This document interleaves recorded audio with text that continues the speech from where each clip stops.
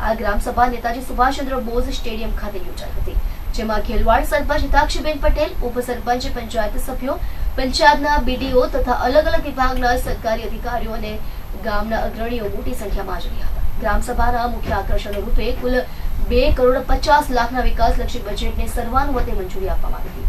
આ બજેટ ગામના સમગ્ર વિકાસ માટે વચનબદ્ધ છે।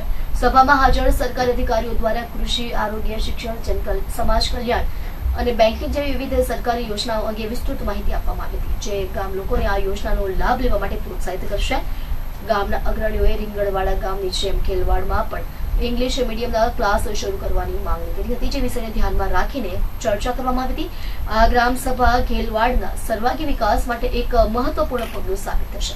બજેટ 2.50 કરોડનું છે અને તેમાં બધું જ આવે ગ્રામનું સાફ સફાઈ પણ છે, પાણી કંઈ બી પ્રોબ્લેમ હોય તે પણ છે, નવી એક્ટિવિટી પણ છે છોકરા માટે, બાળકો માટે, પછી ક્રિકેટનું જે બી ટુર્નામેન્ટ કરી શકે અમે તેનું પણ બજેટ છે।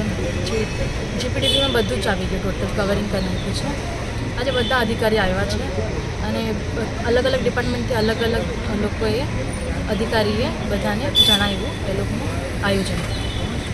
આજે સબકી યોજના સબકા વિકાસના અંતર્ગતના જે પણ યોજનાઓ છે એ અધિકારીએ એમને સમક્ષ રજૂ કરી છે અને અમે પંચાયત તરફથી પણ 100% આપશું કે આ રજૂઆતની કેન્દ્ર સરકાર અને જે મોદીજીની જે બી યોજના છે બધી જ યોજનાઓને